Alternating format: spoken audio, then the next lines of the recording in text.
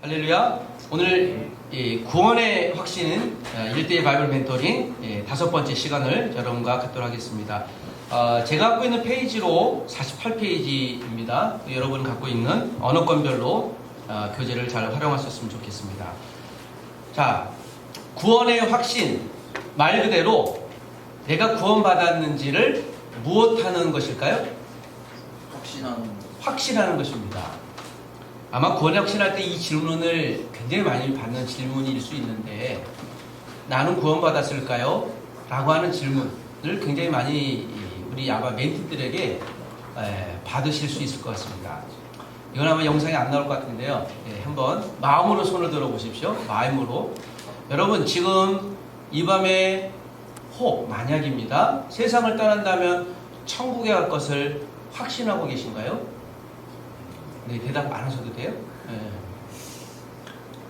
예스일고 예스 또는 노, 그리고 잘 모르겠습니다. 세 가지 답이 나올 텐데, 오늘 이 구원의 확신에 대한 중요성은 첫 번, 두 번, 세 번, 네 번째 만남에 마치 결집판이라고 볼 수 있습니다.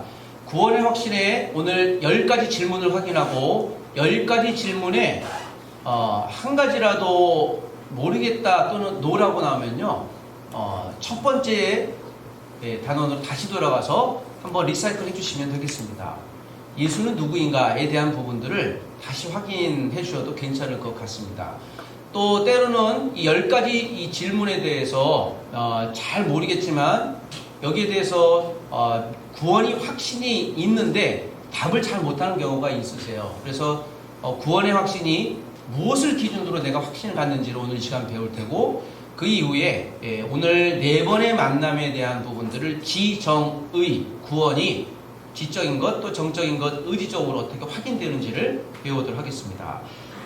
자, 구원의 확신에 10가지 질문이 나오기 전에 한 번 더 생각해 보겠습니다. 여기 우리 멘토스쿨에 오신 분들은 이제 기억을 조금 더 살려보시면 좋을 것 같습니다. 이 질문에 여러분은 성경대로 답을 하실 수 있으실 것입니다. 예수님은 누구십니까? 라고 묻는다면 예수님은 참 인간이시고 참 신이십니다. 자, 오늘 이 교재의 유일한 목적은 내가 아는 예수를 전하는 것이 아니고 성경이 말하는 예수 그리스도만을 전하는 게 유일한 목적이기 때문에 가능한 한 내 경험이나 내가 하고 있는 지식은 좀 삭제해 주시면 되겠습니다. 그리고 1대1 바이블 멘토링에 4번의 만남까지만 해도 좋겠지만 구원의 확신까지 여기에서 성경이 얘기하고 있는, 그래서 성경에 있는 내용들을 가장 많이 읽게 해주시고 서로 대화를 해주시면 가장 큰 목적을 이루는 것일 수 있습니다. 두 번째, 그러면 그 예수님은 무엇을 하셨을까요? 자, 예수님의 3가지 중요한 사역인데, 가르치고, 전파하시고, 고치시고, 또 나의 죄를 위해 십자가에서 대신 죽으셨습니다. 자, 그러면 세 번째 만남, 예수님은 지금 무엇을 하고 계실까요? 하나님의 보좌 우편에 앉아 계셔서 온 세상을 다스리시고 우리 교회의 머리가 되셨습니다. 여러분, 우리 교회의 머리는 누구실까요? 예수 그리스도. 우리는 무엇입니까? 그의 몸이라고 배웠습니다. 그래서 이 지체라는 것이 나왔고, 그래서 교회 대장은 누굴까요? 목사님이 아니고 예수 그리스도. 이게 기독론의 아주 최고거든요. 교회의 주인 머리는 예수 그리스도시니 그 교회는 누가 다스리십니까? 그럼요, 절대로 예수 그리스도 이외에는 통치자가 없다라는 것을 알려주시는 것이죠. 그래서 그런 얘기를 이제 종종 많이 봤는데, 목사님, 교회는 이상한 사람들도 많고 요새 교회 이런저런 문제가 많아요 라고 얘기하는데, 이것이 이 모든 교회의 어떤 문제들을 희소시키고 말소시키는 정답일 수 있습니다. 그리고 이제 예수를 믿으십시오 라는 것을 우리가 지난주 요한복음 3장 16절에 있는 말씀을 갖고 배워봤습니다. 오늘 이 과의 목적은 1대1 멘티에게 구원에 관한 성경적인 확신을 갖도록 지정의 면에서 살펴보려고 합니다. 구원의 확신이란 무엇일까요? 구원의 확신이란 정의를 내린다면, 예, 이거는 한번 옆에 써봐 주시면 좋을 것 같습니다. 말 그대로 구원받았다라는 사실을 조금도 의심하지 않는 신앙 상태입니다. 자, 한 번 더 얘기해 볼까요? 구원 확신이란 구원받았다라는 사실을 조금도 의심하지 않고 확신하고 있는 신앙 상태. 구원에 내가 만약에 구원이 의심이 돼요. 확신이 없어요. 이 사람 구원 받았을까요? 이게 이제 마지막에 나온 질문인데, 예, 정답을 좀 미리 알려드리면, 내가 구원이 약간 의심이 있거나 확신이 흔들려도요, 내가 받은 구원과는 전혀 관계가 없습니다. 내가 받은 구원은 감정적인 상태에서 왔다 갔다 거리지 않는 것이 아니고, 내 구원의 확신이 하나님의 말씀에 근거하기 때문에 나는 좀 감정적으로 흔들릴 수 있고 환경에 따라 믿음이 고하가 있을 수는 있겠지만 하나님이 나를 구원하셨다는 말씀은 변하지 않습니다. 자, 이 이야기를 이제 구원의 확신의 중요한 이야기로 풀어내시면 되겠습니다. 구원의 확신에 10가지 질문이 있습니다. 자, 지금 두 분씩 한번 짝을 지으셨는데 여기서는 이렇게 한번 서로 대화를 해주시면 되겠습니다. 지침서에는 이렇게 있습니다. 구원의 10가지 구원의 확신 질문. 이 구원의 확신은 10가지 질문이 이제 앞으로 이 교재가 뒤에 성장에 대한 8가지 테마가 나오는데 그 8가지 테마가 이후에 하게 된다면 구원의 확신 10가지 질문이 온전히 이해가 되어져야 뒤로 갈 수 있고요. 여기서 10가지 질문에 대해서 약간의 또는 많은 정답을 이야기하지 않고 또 확신에 대한 고백을 이야기할 수 없다면 다시 처음부터 예수님에 대해 살펴보는 것도 좋을 것 같습니다. 지금 이렇게 멘토 스쿨로 진행하니까 이미 예습 또는 알고 계신 것을 전제로 하고요. 멘티에게 한 5분 정도 시간을 들이시고 한번 써보게 하는 것도 좋습니다. 이 질문은 10가지 질문이 이렇게 되어 있습니다. 첫 번째 질문을 같이 한번 읽어보겠습니다. 준비되었으면 다 같이 시작. 당신은 예수를 믿고 그의 몸인 교회에 소속하셨습니다. 다시 한번 묻습니다. 당신은 예수를 믿습니까? 여러분 예수를 믿으시나요? 네라고 대답하셨다면 다음 질문에 솔직히 대답해 보십시오. 여기서 이제 솔직히 대답한다라는 내용이 중요한데 좀 정직히 또 있는 그대로 생각을 얘기해 주시면 되겠습니다. 어떤 멘토들은 이거 전부 다 예로 해야 다음 과로 넘어가는데 이게 예로 하셔야 돼요 라고 하시는데 이거는 이렇게 내 생각을 그대로 가감없이 주는 거기 때문에요. 혹시 이제 그런 푸시를 안 주셔도 될 것 같습니다. 제가 두 번째 질문을 던져드리고 여러분 대답해 보시고요. 세 번째 질문부터는 짝을 한번 바꿔서 한 분이 대답하시고 한 분이 거기에 응답하시고 이렇게 서로 번갈아가면서 해보도록 하겠습니다. 자, 여러분이 예라고 대답하셨다면 자, 두 번째 질문 같이 읽겠습니다. 시작. 예수 그리스도가 지금 당신 안에 계십니까? 자, 이제 제가 멘토로 하고요. 여러분들에게 멘티로 한다면 이건 그냥 자연스럽게 대답하셔도 되겠습니다. 예수 그리스도가 지금 당신 안에 계십니까? 네. 이거는 뭐 지금도 괜찮습니다. 아니요 해도 괜찮고요. 잘 모르겠음 해도 괜찮습니다. 네라고 대답하셨군요. 감사합니다. 그런데 여러분이 그리스도가 여러분 안에 계신 줄을 어떻게 알 수 있을까요? 이것도 한번 그냥 한번 자연스럽게 답해 보십시오. 자, 멘토들께서도 이게 똑같이 이 질문법을 사용하시면 됩니다. 질문하셨는데 다시 묻는 거예요. 그러면 멘토 여러분이 방금 대답하셨는데 여러분 당신 안에 예수님이 계시다는 걸 어떻게 알 수 있을까요?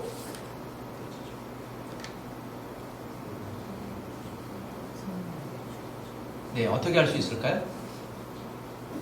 네, 이렇게 가만히 있는 분들도 있고 또는 여러 가지 답이 나올 수 있어요. 어떤 때는 있는 것 같기도 하고요. 어떤 때는 안 계시는 것 같아요. 라고 하는 거 무엇을 얘기하는 건가요? 나의 이제 감정 상태. 그리고 교회를 이전에 막 다녀보셨거나 그랬던 분은 그때는 참 이렇게 좋았던 것 같아요. 또는 제가 초등학교 또 중고등학교 때 수련회 갔을 때 그때는 예수님이 계셨는데 지금은 안 계세요. 왜요? 그냥 교회도 안 다니고 그냥 여러 가지 내 마음대로 살다 보니.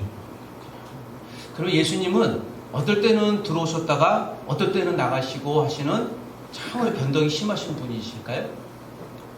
예, 그러니까 이 질문이 우리가 굉장히 오해하고 있는 부분이기 때문에 자, 이제 제가 그러면 이제 멘토들이 이렇게 답을 하십니다. 어떤 답이 나오셔도 아 그러시군요. 우리 그러면 요한복음 3장 20절을 한번 찾아보겠습니다. 이미 이제 교재는 성경이 있기 때문에 자 여러분 요한복음 3장 20절을 같이 한번 읽어보겠습니다. 시작. 볼지어다 내가 문 밖에 서서 두드리노니 누구든지 내 음성을 듣고 문을 열면 내가 그에게로 들어가 그와 더불어 먹고 그는 나와 더불어 먹으리라. 요한 이 두 번째 질문은요 나머지 8번째 질문을 아주 쉽게 해주는 윤활유와도 같기 때문에 요건 제가 이렇게 설명하겠습니다. 이제 사형리 소개할 때 제가 이제 NLT 훈련이나 또는 전도폭발면서 받았던 비슷한 내용인데요. 이렇게 해주시면 될 것 같습니다. 요한계시록 3장 20절에 자 내가 문 밖에 서서 두드리노니 저기 한번 죄송한데 한번 해봐주세요. 자 내가 문 밖에 서서 예 두드리노니 이렇게 해주셔야지 그 이해가 굉장히 쉬우세요. 그렇군요. 그런데 멘티 여러분 누가 두드리셨나요? 대부분 이제 예수 그리스도로 얘기하고 어떤 분은 좀 멘토가 두드리셨는데 그런 분들도 있고 어떤 분은 잘 모르겠어요. 정말 다양한 답이 나오기 때문에 그러면 예수 그리스도로 얘기하면 아, 네 맞습니다 라고 얘기해 주시고 잘 모르거나 다르게 답하시면 네, 이 말씀은 내가 문 밖에 서서의 내가는 그 예수님을 의미하십니다 라고 예수의 정체성을 얘기해 주시면 되겠습니다. 자, 두드리려는 건 예수님입니다. 그러면 문은 누가 열 수 있을까요? 자, 여러분 한번 답해 보십시오. 이 말씀이 나오면 문은 누가 열 수 있을까요? 네. 그렇죠. 내가 문을 열 수 있는 거죠. 자, 이제 질문을 던집니다. 자, 이것도 이제 규격화된, 구조화된 질문인데요. 그러면 예수님이 왜 문을 열 때까지, 내가 문을 열 때까지 기다리실까요? 왜 기다리실까요?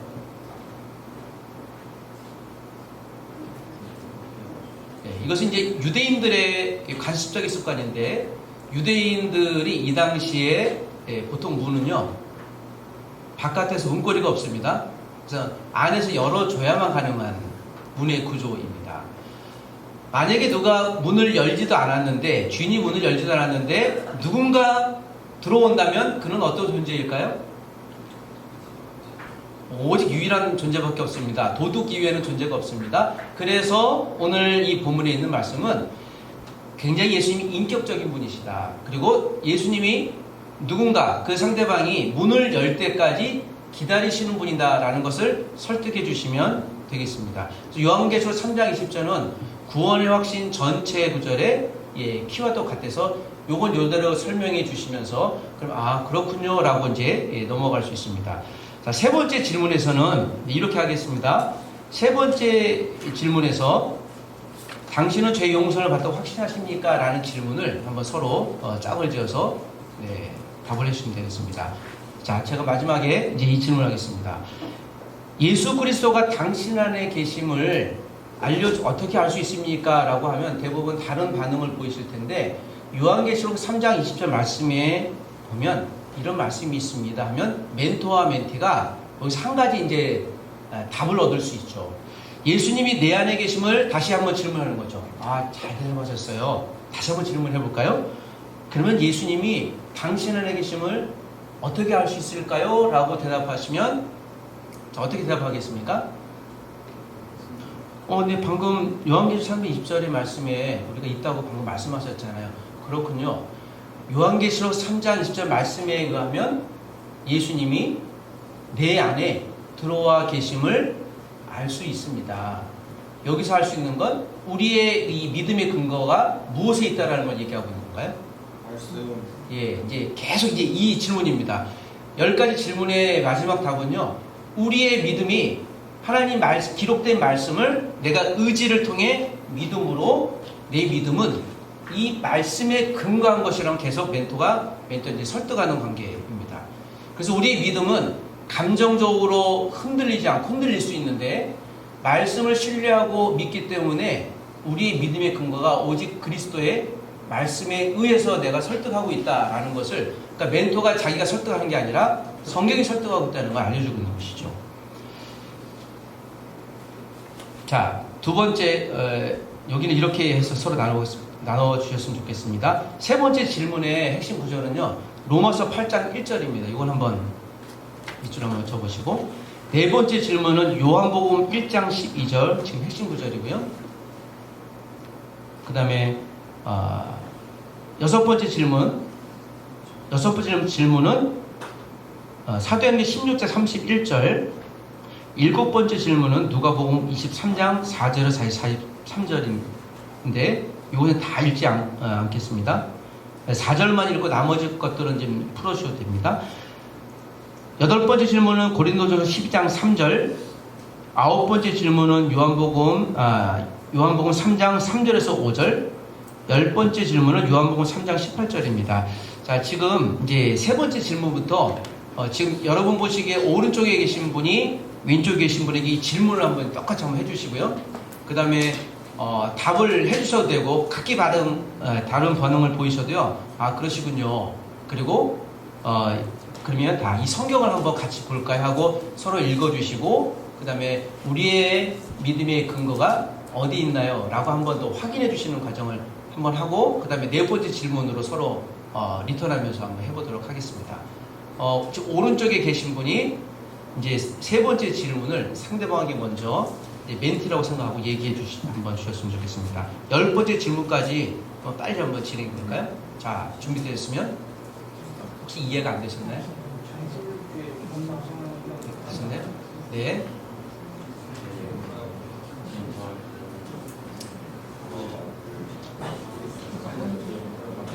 우리 그래도 멘토들 아시는 분들은 그래도 서로 좀 정답게 얼굴 보면서 세 번째 해주시고 바꿔서 네 번째 해주시고요. 하라 그러면 계속 하시는데 잠깐 질문해 주십시오. 질문하겠습니다. 자, 여러분의 멘트입니다. 멸망의 심판 받을지 않을 것을 확신하십니까? 네. 여기는 예 아니요 모르겠으면 있는데 신학이 너무 져서 아멘을 크게 하셔서 좋습니다. 그렇군요. 방금 예라고 대답하셨는데요. 그러면 우리 멘트께서 멸망의 심판을 받지 않을 것을 확신하는 줄을 어떻게 알 수 있을까요? 네, 우리 가설 멘트께서 말씀으로 얘기하셨네요. 참 감사합니다. 네, 그러면 어떤 말씀일까요? 예, 이미 이제 아홉 번째 질문까지 했기 때문에 다 이게 눈치를 채셔서 그러면 요한복음 3장 18절에 있는 말씀을 갖고요. 이 질문의 중요성은요. 여기서 10번 반복되면서 우리의 믿음의 근거가 하나님 말씀에 있다는 걸 멘티에게 그냥 확신해 주는 거예요. 그래서 멘토는 여기서 별 말씀을 섞지 않아요.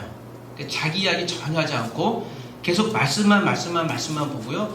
어떤 경우엔 한 말씀이 멘티와 굉장히 오랫동안 지속되는 경우가 있어요. 질문이 있어서 그럴 경우에는 참 좋은 질문이시네요. 그런데 오늘 이 본문을 진행하면서 아마 그 문제가 꽤 많이 풀릴 수 있을 거라고 생각이 되고요.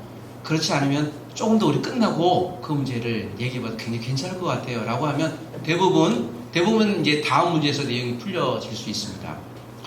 특별히 이제 일곱 번째 질문에 관해 많이 질문을 하시는데요. 오늘 밤에 당신이 죽게 된다면 천국 가라는 확신이 있습니까? 라는 질문 가운데 여기서는 제가 이 지침서 원래 지침서에는 없는데 제가 만든 지침서에서 세 번째 지침서에 천국 지옥의 실제 용어를 제가 넣어놨어요. 이 용어는요 진짜 천국이 있는지 없는지에 대해서 굉장히 설득을 가집니다. 그래서 우리가 지금 죽으면 어디로 갈까요?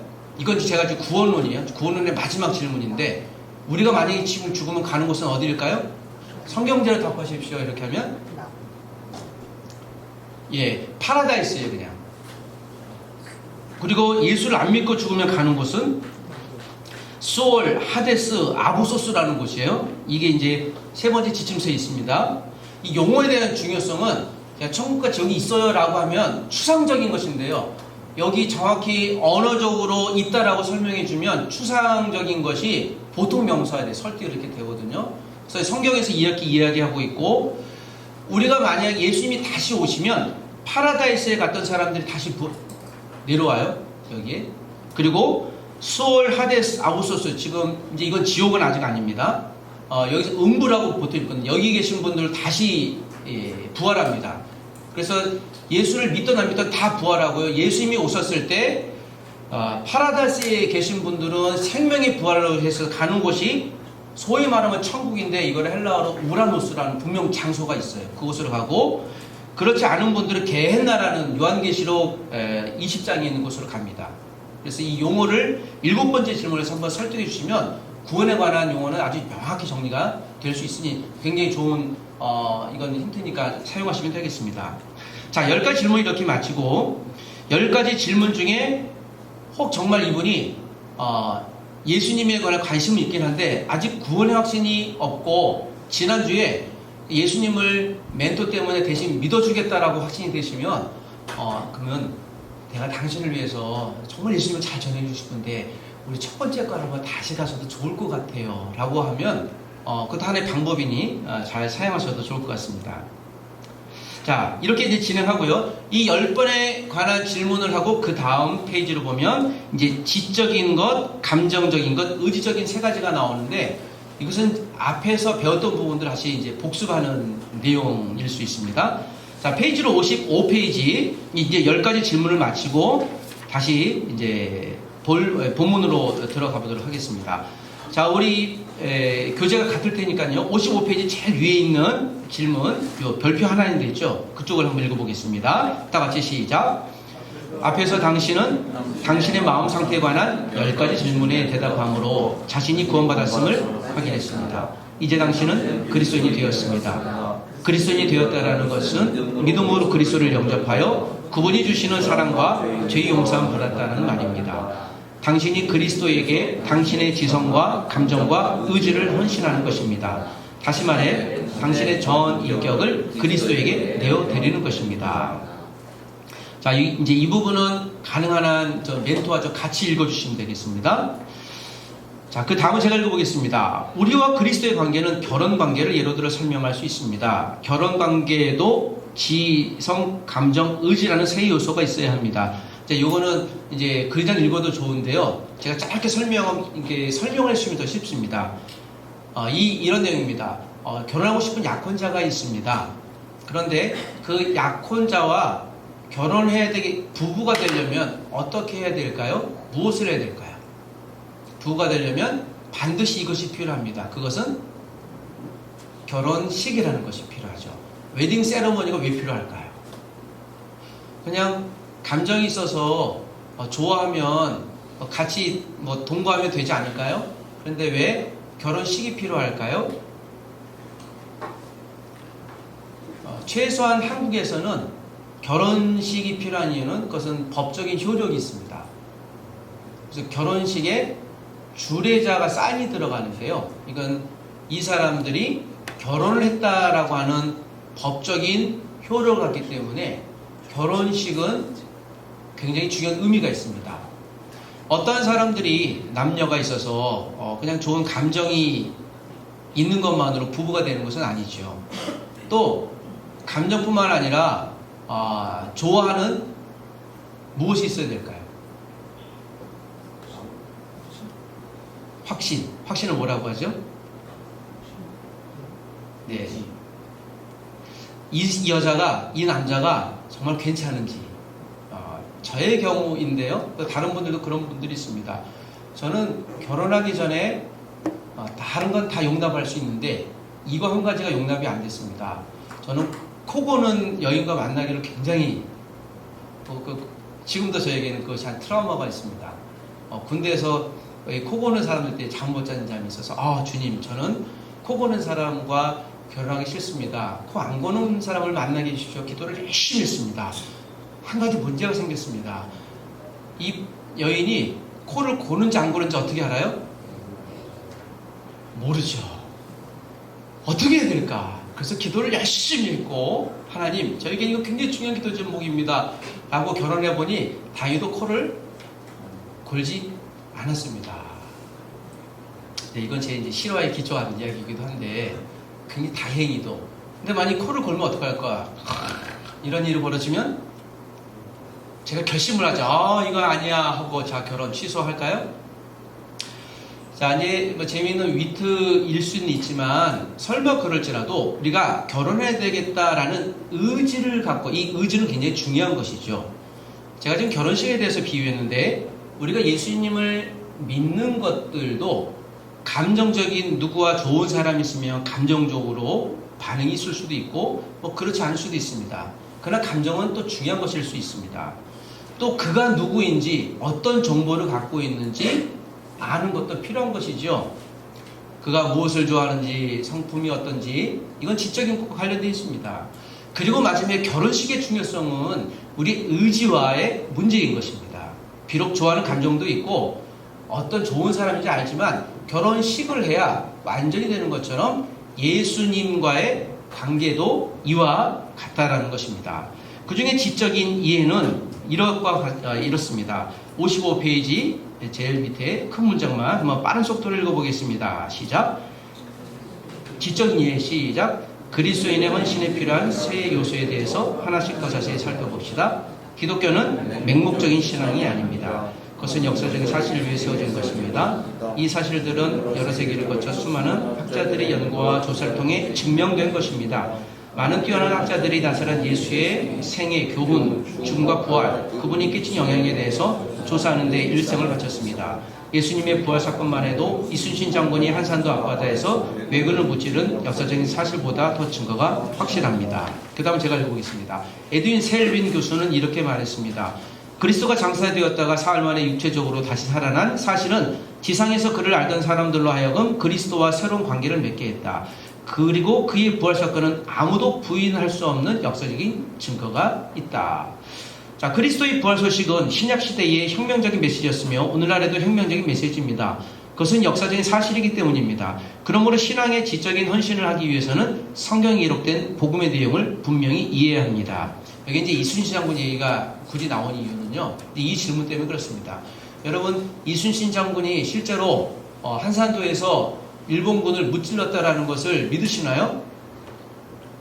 네. 그러면 대부분 네라고 대답을 하세요. 그럼 다시 질문하죠. 그걸 어떻게 확신하고 계신가요? 하면 이렇게 잠깐 멈칫해요. 그러면 그것은 혹시 조작되지 않았을까요? 그러면 한국 사람 맞으세요? 뭐 이렇게 반응 나오고요. 우리가 여기서 중요한 것은 역사적인 기록에 의해 우리가 그것을 믿고 신뢰한다는 것을 이제 얘기하는 거거든요. 실제로 이제 부활의 객관적인 증거가 이제 지지난 시간에 배웠잖아요. 부활이 주관적인 누가 경험에 의한 것이 아니라 객관적인 사실은 고린도후서 15장에 몇 명의 사람들이 주의 부활을 보았나요? 약 2,000명 이상의 사람들이 보았다라는 것을 통해서 최소한 유대인들에게는 법적인 사실로 증명이 되어버린 거거든요. 그래서 이순신 장군과 예수님의 부활의 사건은요, 예수님의 부활의 사건은 훨씬 더 객관적입니다. 주관적인 사실이 아니라. 그래서 에드윈 셀린 교수가 증명해내신 분인데요. 자, 여기서 이제 맹목적인 신앙과 이제 기독교 신앙을 좀 비교해 주시면 되겠어요. 우리가 기독교는 맹목적인 신앙이 아니다. 그냥 한번 믿어봐. 믿으면 좋은 거야 라고 하는 것이 아니라 역사적인 사실에 근거해서 믿는 굉장히 객관적 신앙입니다 라는 것을 적용 질문으로 우리가 해내는 것입니다. 그래서 요거 맹목적인 신앙과 기독교 신앙, 요거는 중요한 단어여서 요 빈칸에 이것을 꼭 한번 전달해 주시면 좋을 것 같습니다. 자, 이제 여러분들 멘트로 보겠습니다. 자, 이제 당신이 복음의 역사적인 사실과 의미를 제대로 이해하고 있는지 살펴보십시오. 자, 예수 그리스도는 누구십니까? 또 한번 질문이 나왔는데요. 이제 그러면 이제 답을 하실 수 있겠죠? 다시 질문하겠습니다. 예수님은 누구실까요? 참 인간이시고 참 신이십니다. 그랬군요. 감사합니다. 자, 성경에 보면 예수님은 자신을 그래서 어떻게 소개하고 있나요? 요한복음 10장 30절 같이 한번 읽어보겠습니다. 시작. 아버지는 네, 요한복음 14장 8, 9절도 읽어볼까요? 빌립이 이르되 주여 아버지를 우리에게 보여주옵소서. 그냥 만족하리이다. 예수께서 이르시되 빌립아, 내가 이렇게 우리 너희와 함께 있으되 내가 나를 알지 못하느냐? 나를 본 자는 아버지를 보았거늘 어찌하여 아버지를 보이라 하느냐? 네. 자, 그러면 예수의 주위에 있던 사람들은 그분을 어떻게 소개했습니까? 참고로 이제 이거는 첫 번째 과의 이제 정리입니다. 자, 마태복음 14장 33절 읽어보겠습니다. 회에 있던 사람들이 예수께 절하며 이르되 진실로 하나님의 아들로소이다 하더라. 마태복음 27장 54절은 멘티들이 읽어주십시오. 백부장과 및 함께 예수를 지키던 자들이 지진과 그 일어난 일들을 보고 심히 두려워하여 이르되 이는 진실로 하나님의 아들이었도다 하더라. 자, 요한복음 20장 28절 다 같이 시작. 도마가 대답하여 이르되 나의 주님이시오 나의 하나님이시니이다. 네. 자, 그러면 예수님은 어떤 일을 하셨나요? 자, 여기서 이제 또다시 한번 확인해 주시는데 가르치고 전파하고 치유하셨고 십자가에서 나의 죄를 대신 죽으셨죠. 자, 지상생애 동안 예수님은 어떤 일을 하셨습니까? 사도행전 10장 38절을 같이 읽어보겠습니다. 하나님이 나사렛 예수에게 성령과 능력을 기름 붓듯 하셨음에 그가 두루 다니시며 선한 일을 행하시고 마귀에게 눌린 모든 사람을 고치셨으니 이는 하나님이 함께 하셨습니다. 자, 그러면 예수님이 십자가에 죽으신 목적은 무엇일까요? 자, 마가복음 10장 45절을 또 읽어보겠습니다. 이제 민트들 읽어주십시오. 시작. 인자가 온 것은 섬김을 받으려 함이 아니라 도리어 섬기려 하고 자기 목숨을 많은 사람들의 대속물로 주려 합니다. 이제 정말 초신자들은 대속물 이런 게 좀 어려우세요. 그래서 이제 이거는 이렇게 대신 누군가를 희생 제물이다라는 의미 정도를 이제 부가해서 설명해 주시면 되겠고요. 대부분 뭐 질문은 굳이 많이 안 하시는데 이런 거 했을 때 미리 이제 그렇게 좀 쉽게 설명해 주셔도 좋을 것 같습니다. 앞에서 내과를 했기 때문에 대부분은 이해가 이제 돼서 반복되는 내용이라 아마 쉽게 지나갈 수 있으실 겁니다. 네, 고맙습니다. 로마서 5장 8절도 같이 한번 읽어볼까요? 시작. 우리가 아직 죄인 되었을 때에 그리스도께서 우리를 위하여 죽으심으로 하나님께서 우리에 대하여 자기의 사랑을 하셨습니다. 예, 고맙습니다. 세 번째, 그러면 예수님은 지금 무엇을 하실까요? 하나님의 보좌 우편에서 온 우주를 다스리시고 그의 머리가 되어 주셨습니다. 그러면 예수님은 자기가 죽은 후에 어떤 일이 일어날 거라고 말씀하셨을까요? 마태복음 16장 21절 같이 읽습니다. 시작. 이때로부터 예수 그리스도께서 자기가 예루살렘에 올라가 장로들과 대제사장들과 서기관들에게 많은 고난을 받고 죽임을 당하고 제3일에 살아나야 할 것을 제자들에게 비로소 나타내시니. 혹시 김밥을 나눠주셔도 돼요? 예. 네. 자, 그러면 부활하신 예수님은 지금 어디서 무슨 일을 하십니까? 에베소서 21장 20절에서 23절인데 우리 20절, 21절만 읽겠습니다. 시작. 그의 능력이 그리스도 안에서 역사하사 죽은 자들 가운데서 다시 살리시고 하늘에서 자기의 오른편에 앉히사 모든 통치와 권세와 능력과 주권과 이 세상뿐 아니라 오는 세상에 일컫는 모든 이름 위에 뛰어나게 하시고. 네, 그렇습니다. 자, 이제 에베소서 1장 20절은 여기까지 되면 아마 3번 정도를 이제 반복해서 하기 때문에 교회의 머리가 예수 그리스도라는 것을 아마 충분히 있을 겁니다. 자, 네 번째, 당신은 예수님을 믿어야 합니다. 요한복음 3장 16절이 가르치는 바를 요약하십시오. 자, 여기에 우리가 많이 읽어봤는데요, 멘티들과 하나님이 이 세상에 자기 이름을 놓고 한번 같이 읽어볼까요? 자, 이것도 이제 툴입니다. 이제 내가 예수님께 속한 사람이다라는 걸 알려주기 위해서. 자, 자기 이름 놓고 읽어보겠습니다. 시작. 하나님이 정오를 이처럼 사랑하사 독생자를 주셨으니 이는 그를 믿는 자마다 멸망치 않고 영생을 얻게 하려 하심이라. 자, 이제 지적인 부분들은 이제 1, 2, 3, 4과에 대한 이제 요약 부분이어서 내용을 조금 더 쉽게 아마 이해하실 수 있으실 겁니다. 자, 감정적인 체험. 자, 감정이란 무엇일까요? 자, 같이 한번 빠른 속도 읽어보겠습니다. 앞에 이제 서론 부분입니다. 시작. 감정이란 어떤 특정한 행위나 사건 혹은 경험에 대한 느낌이나 반응입니다. 사람들에게는 감정이 있기 때문에 복음을 듣고 예수님에 대한 사실을 알고 그분을 믿게 되는 과정에는 반드시 감정이 반응이 따릅니다. 그러나 감정 형태는 여러 가지가 있는데 이것을 제대로 구별하지 못하면 하나님과 관계에서 혼동이 일어나기 쉽습니다.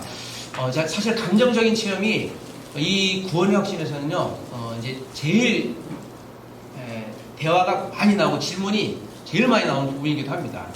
근데 우리가 지금 지적인 부분들 확인해서 이거 그렇구나고 예측할 수 있는데, 의지적인 부분들은 의지를 갖고 그렇구나 할 수 있고, 이제 감정이 왔다 갔다 하거나, 이게 조금 더 아까 서두에 얘기했던 것처럼 경험이 있으신 분들은 어떨 땐 죄지으면 이 죄가 어떻게 될까? 내 구원을 받았을까? 그래서 죄책감 또는 뭐 수치감 이런 경험들 때문에 내가 받은 구원이 맞아요? 또는 구원받았으면 죄를 져도 돼요? 용서함 받았으면 그럼 이전에 지은 죄는 계속 질문이 나오는데요. 아마도 이 부분은 그분을 한번 명쾌하게 한번 해석해 줄 거라고 생각이 되었습니다. 자, 그래서 첫 번째하고 세 번째는 좀 쉽게 넘어가도 되는데, 감정적인 체험은 조금 더 깊게 만약에 멘티에 따라서 다루셔도 좋을 것 같습니다. 네, 그냥 읽으셔도 되고 그냥 지나가셔도 됩니다. 제가 읽어보겠습니다. 1번입니다. 여러분, 신앙에는 감정적인 무엇이 있습니까? 반응이 있습니다. 베드로의 설교를 들은 예루살렘 사람들의 반응과 스데반의 설교를 들은 유대인들의 반응은 어떠했습니까? 성경을 모르시는 분들은 스데반과 베드로를 잘 모르거든요. 그래서 잘 모르시면 약간 힌트를 주시면 됩니다. 읽으실 때. 자, 스데반과 베드로가 있는데 이 두 사람은 모두 예수님의 제자였어요. 스데반은 교회를 처음 만들었을 때 교회를 숨겼던 집사라는 직분을 갖고 있는 신실한 분이고, 베드로는 예수님의 첫 번째 제자였던 그런 신실한 사람이에요. 여기에는 각기 다른 반응이 있습니다 라고 얘기해 주시면 되겠습니다. 자, 사도행전 2장 37절과 7장 54절을 읽어볼까요? 자, 좀 빠른 속도로 읽어보겠습니다. 시작. 그들이 이 말을 듣고 마음에 찔려 베드로와 다른 사도들에게 물어 이르되, 형제들아, 우리가 어찌할꼬 하거늘. 그들이 이 말을 듣고 마음에 찔려 그를 향하여 이를 갈거늘. 자, 스데반인 집사님이 설교할 땐 예수님이 여러분을 사랑하고 십자가에 죽고 부활하셨다라는 설교를 스데반 집사님과 베드로는 똑같이 설교했는데, 이것을 들었던 두 사람들의 부류는요, 똑같이 마음에 찔림이 있었습니다. 그래서 공통점은 마음에 찔림이 있었다, 양심의 가책이 있었다. 그런데 다른 반응이 있었는데, 스데반 집사님의 설교를 들은 사람들은 막 분노했습니다. 그래서 스데반 집사님을 돌로 죽였죠. 그러나 베드로 사도의 말씀을 들은 분은 마음이 회개하고 예수님을 많이 믿는 반응이 있었습니다. 신앙은 정반대였지만 이 두 부류에 속한 사람들에게 공통적인 반응은 무엇이 있었나요? 마음에 찔림이 있었죠. 그래서 찔림은 누구든지 복음을 듣게 되면 마음에 부담감이 있습니다. 실제로 저희가 지난 개강 예배 때 노방 전도할 때도 어떤 분은 이렇게 전동부 다니시면 감사해야 하는데, 어떤 분은 가시는 분들도 있고, 그래서 목사님 이거 안 받고 저 사람들이 가요. 그러면 뭐 그 정도면 감사해야죠. 뭐 그런 분들도 있고, 사연이 전하다 보면 눈앞에서 찢는 분들도 있어요. 예의 감사합니다. 근데 여러 가지 반응이 있다는 걸 얘기해 주시면 되시겠어요. 근데 그 반응을 왜 하느냐, 격하게 반응하든 긍정적으로 하든 마음이 무엇이기 때문이에요. 이것은 신앙적인 찔림. 그래서 마음의 양심이 여기 나와요. 근데 이건 양심은 우리가 보통 인간의 양심이 아니라 하나님이신 영혼의 양심. 이게 로마서 1장에 나오는 건 양심이거든요. 1장 12, 3절에 하나님을 알만한 것에는 양심이에요. 그래서 모든 사람들이 하나님이 존재한다라는 걸 다 알고 있기 때문에 내가 예수를 믿어야 구원받습니다 라고 하면 이 부담스러운 게 나오는 게 너무 당연합니다. 대신에 반응은 여러 가지 있을 수 있다라고 이제 이야기해 주시면 되겠습니다. 네, 그럼 두 번째, 감정적인 반응은요, 서로 달라요.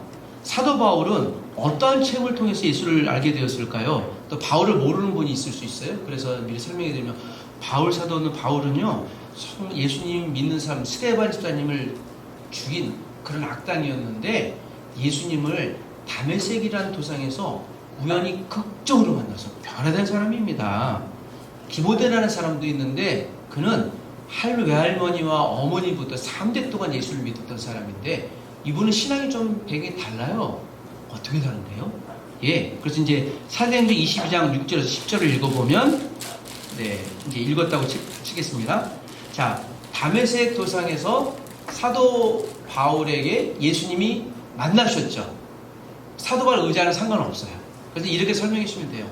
어떤 경우는요, 내 의자는 상관없이 예수님부터 사건을 일으키기도 한답니다. 맞아요. 제가요, 그래서 막 교통사고가 났는데, 그때 주님이 나를 만나게 하시는 그런 경우도 있었어요. 뭐 이제 그런 얘기도 다양하게 나올 수 있고요. 그리고 디모데가 나오는데, 이 두 사람을 비교하는 건데요. 디모데 목사님은 위장병을 앓았잖아요. 그이가 뭔가 하면 굉장히 좀 내성적이고 소심하신 분이어서 목회의 마음의 상처를 많이 받으셨던 것 같아요. 그렇게 유추를 하고. 그래서 바울은 굉장히 열정적이고 갑자기 예수님을 믿었던 사람이라면 디모데는 목사님은 그냥 큰 신앙적인 굴곡이 없이 이렇게 자라났던 그런 분이시죠. 마지막 질문이 이렇잖아요. 성격이나 가정 배경에 따라 신앙의 감정적인 반응이 다릅니다. 당신은 어느 편에 속한다고 생각하십니까?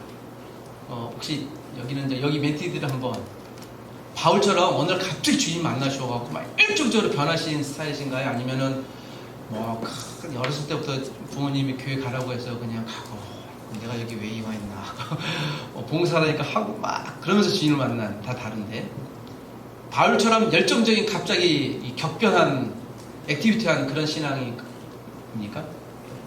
궁금한데 한번 표시 안 해도 되는데 한번 의견을 주실 분 있습니다. 바울과 같은 분. 또 그럼 디모데처럼 나 교회에서 옛날부터 원래 이렇게 잘 자라는 특별한 그런 것도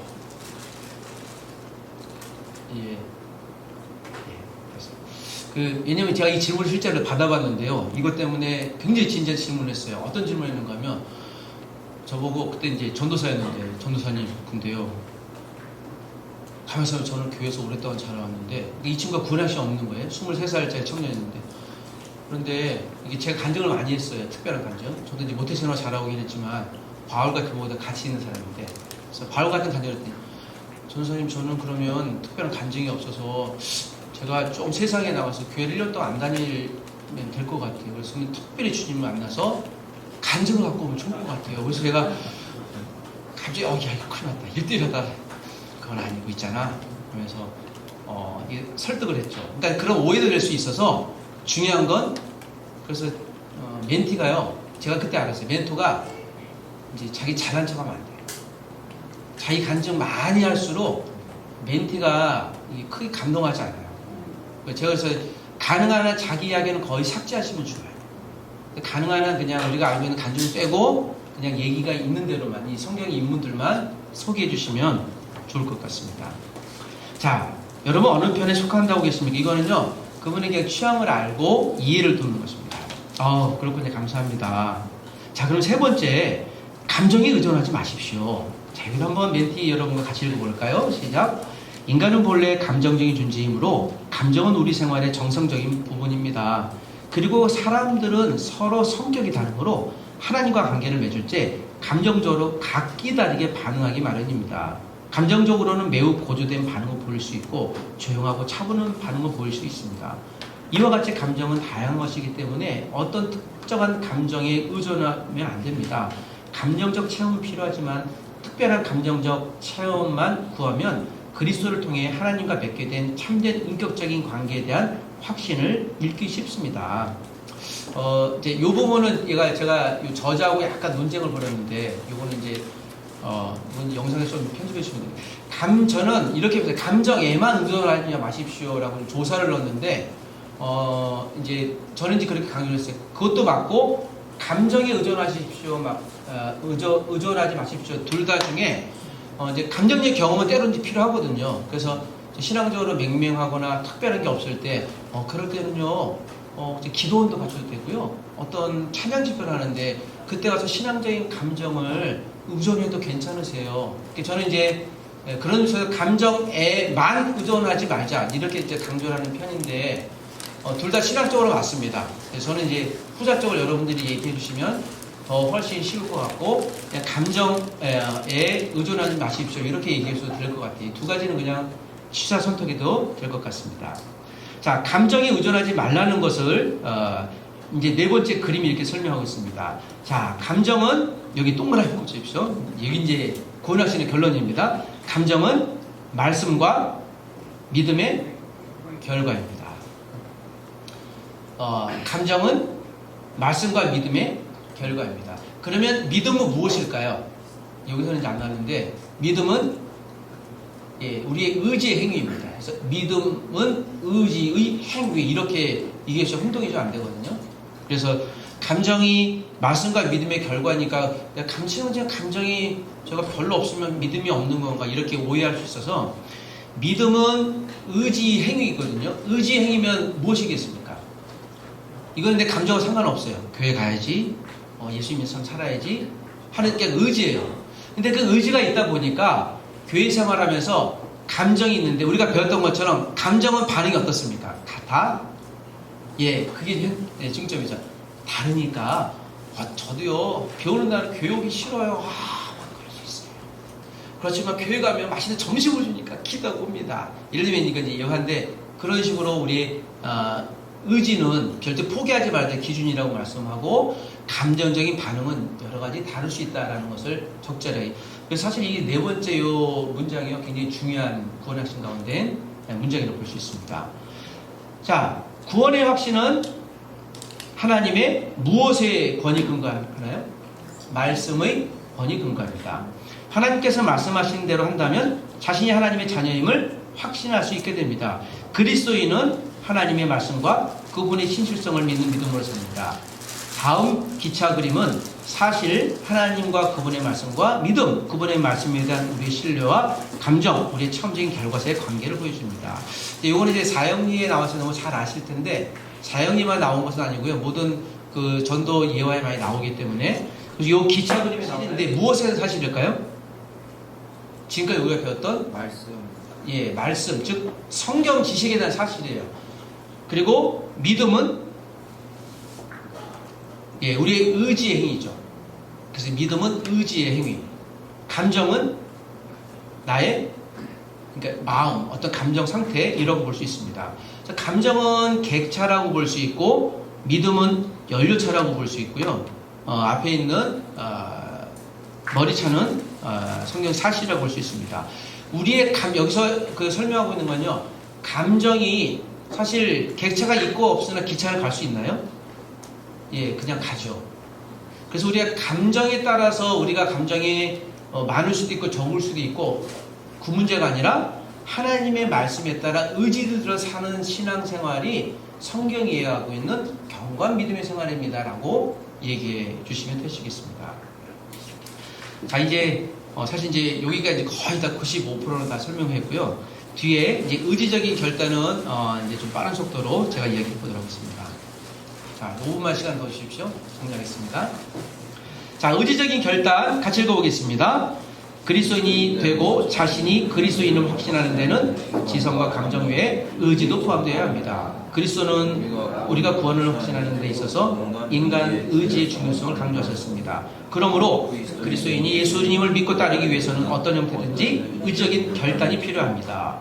예수님은 젊은 관원에게 어떤 의지적인 결단을 요구하셨나요? 누가복음 18장 22절을 같이 읽어볼까요? 시작.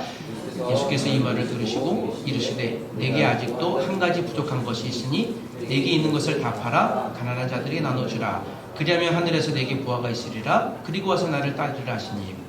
성경을 읽지 않으신 분들이 예화를 잘 모르니까 미리 좀 설명해 주시고 예수님을 따르고 싶었던 젊은 부자 관원이 예수님을 따르고 싶었는데 예수님이 그러면 너 돈을 다 가난한 사람에게 나눠주고 날 따라오너라 했더니 이 사람은 고민하고 갔다라는 내용이잖아요. 이 질문이 필요하죠. 이 사람은 왜 예수님을 따르지 못했을까요? 그런 질문. 이게 좋다 나쁘다 얘기하면 안 되고요. 왜 따르지 못했을까요?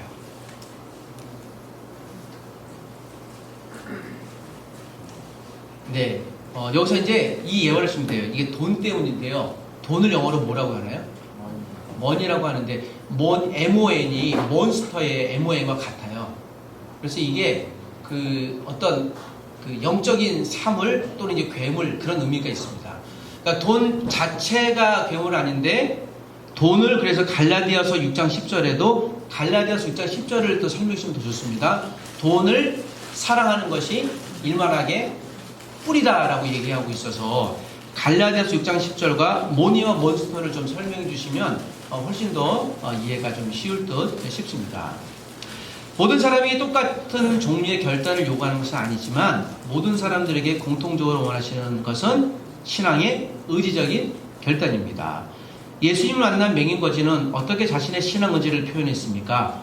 누가복음 18장 39절 41절인데요. 자, 이것도 한번 빨리 읽어볼까요? 다 같이 시작. 앞서가는 자들이 그를 쭉 꾸짖어 잠잠하라 하되 그가 더 크게 소리질러 다윗의 자손이여 나를 불쌍히 여기소서 하는지라 내게 무엇을 하여 주기를 원하느냐 이르시되 주여 보기를 원하나이다. 이제 여기 마지막 부분인데요. 이제 예화는 마지막이어서요. 지금 소경이 있는데 죄송합니다. 용어 바꿔야 돼요. 그 소경이라고 하지 말고요. 맹인이 맞고 그 안진뱅이라고 쓰면 안 되시고요. 이렇게 불구자 장애인 이렇게 쓰시는 게 맞습니다. 요새 이제 용어가 바뀌어서 굉장히 격하게 반응하시는 분들이 있기 때문에 그 소경이 아니라 맹인으로 정정하겠습니다.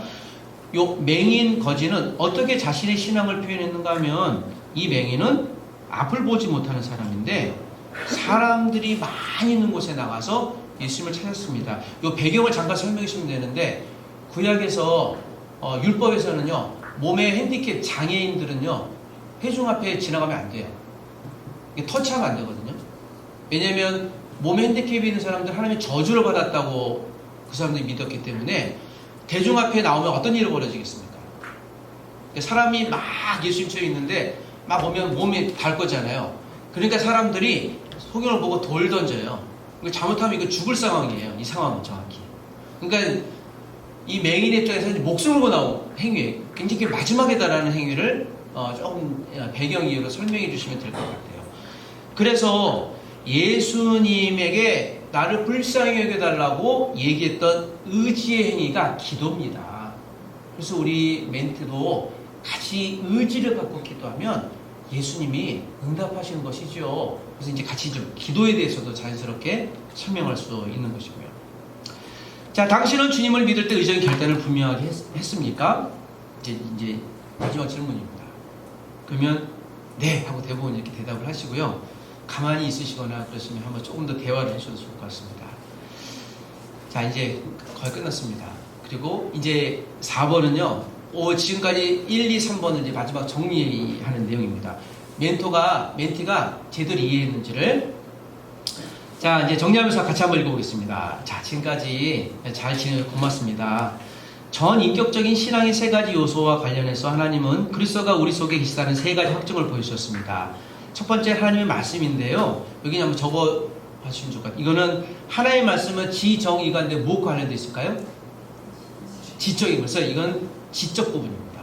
다시 한번 멘티에게 하나님의 말씀은요 의지적인 지적인 것이 아니 지적인 것이에요 라고 하면서 자 같이 읽어보겠습니다. 시작.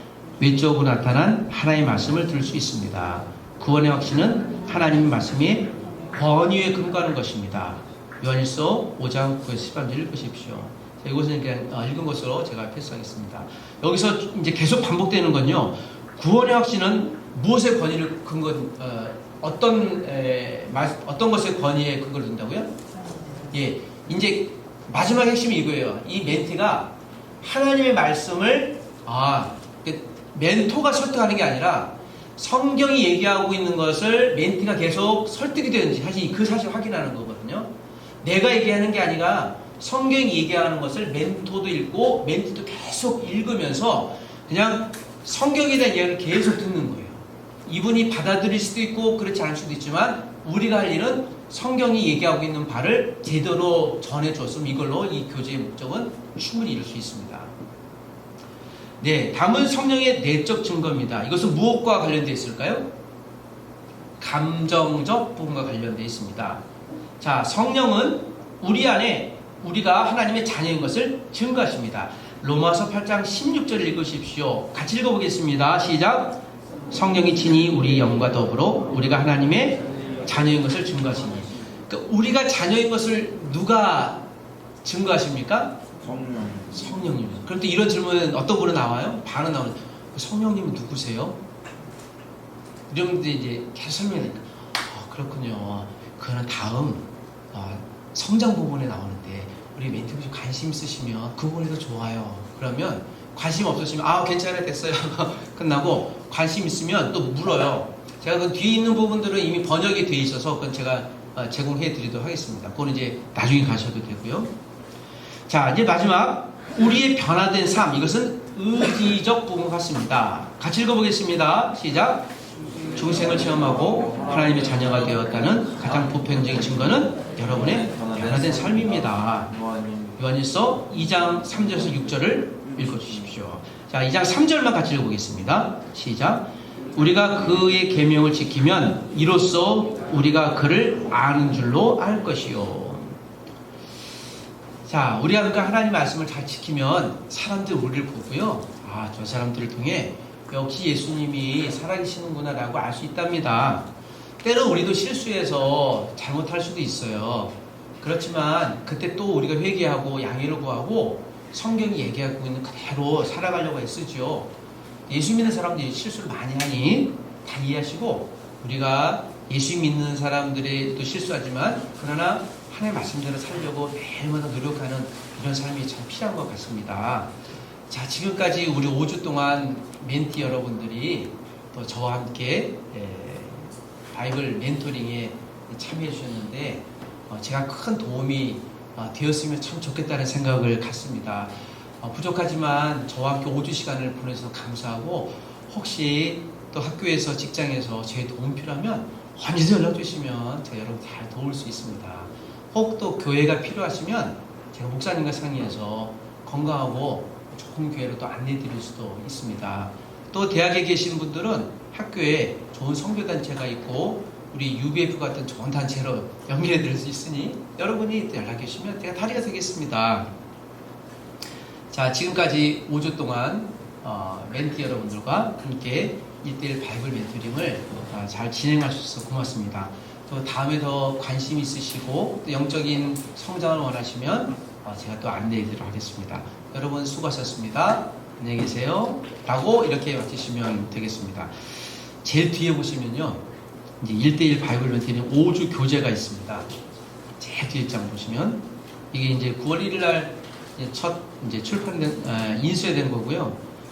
주 편집인이 이제 김현수 목사님이시고 이분이 이제 온누리교회에서 이 교재를 하용정 목사님과 같이 만드시고 편집권을 갖고 있어서 이분과 같이 제가 공동 편집을 했고 나영호 우리 간사님이 우리 1:1 광원 선교회 1:1 사역팀의 우리 팀장이시고 저는 부팀장으로 있고 그래서 전체 이제 사역들을 안내시고요. 자, 이제 지금까지 이렇게 마쳤는데요. 여기 일본어는 히로키 목사님이 표지 안내 전체 점검해 주셨고 몽골어는 자야자매가 또 중국어는 가설자매 베트남어는 이 반응형제 영어는 이 태빈 간사님이 같이 좀 도와주셨고 독일어하고 이제 프랑스파는 이제 지지난주에 번역이 되어져서 같이 이제 나올 예정입니다. 지금 이제 태국어까지 번역이 좀 되어져 있고요. 저희가 지금 멘토로 14분인가요, 지금? 네, 14분이 지원해 주셔서